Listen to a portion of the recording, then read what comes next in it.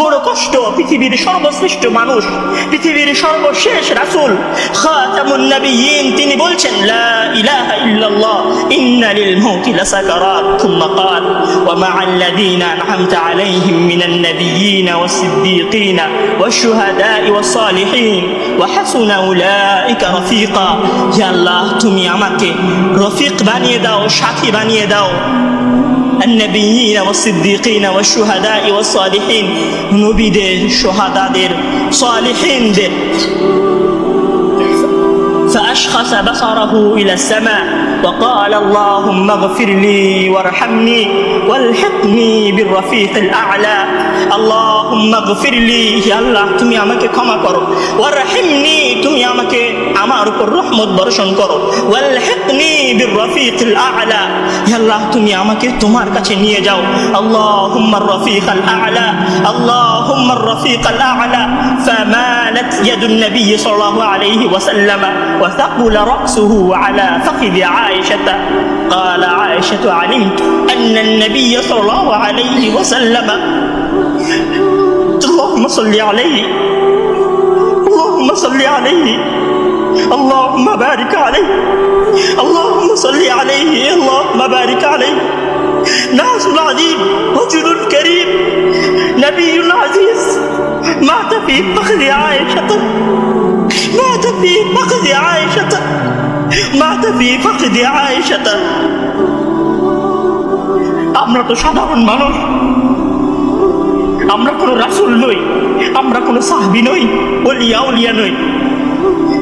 রাসূল সাল্লাল্লাহু আলাইহি ওয়াসাল্লাম বলছেন ইন্না লিল মাউতি লাসাকারাত, ইন্না লিল মাউতি লাসাকারাত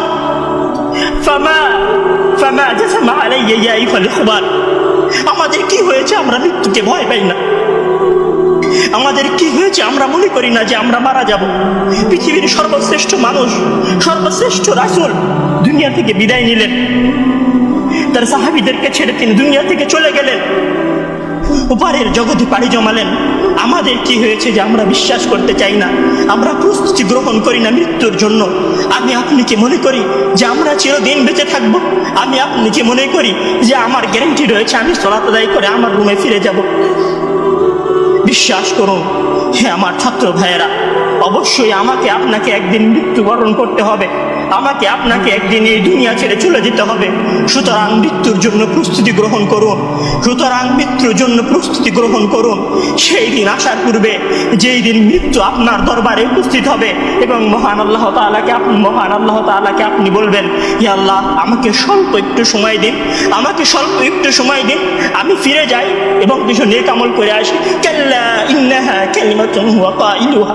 তখন মহান আল্লাহ তাআলা বলবেন কোনো সুযোগ নেই, এটা তো তার মুখের কথা মাত্র, সে ফিরে গেলে আবারও আমল করবে না, সে ফিরে গেলে আবারও আমল করবে না। সম্মানিত ভাইয়েরা, সেই দিন আসার পূর্বেই, সেই দিন আসার পূর্বে প্রস্তুতি গ্রহণ করুন, সেই দিন আসার পূর্বেই প্রস্তুতি গ্রহণ করুন। জেনে রাখুন সেই দিন উপস্থিত হয়ে গেলে আর কোনো আমল করার সুযোগ থাকবে না। সেই দিন উপস্থিত হয়ে গেলে কবরের নাজাত পাওয়ার জন্য আর কোনো কিছু করার সুযোগ থাকবে না। সেই দিন এসে গেলে 2 রাকাত সালাত আদায় করে আল্লাহর কাছে ক্ষমা প্রার্থনা করার কোনো সুযোগ থাকবে না।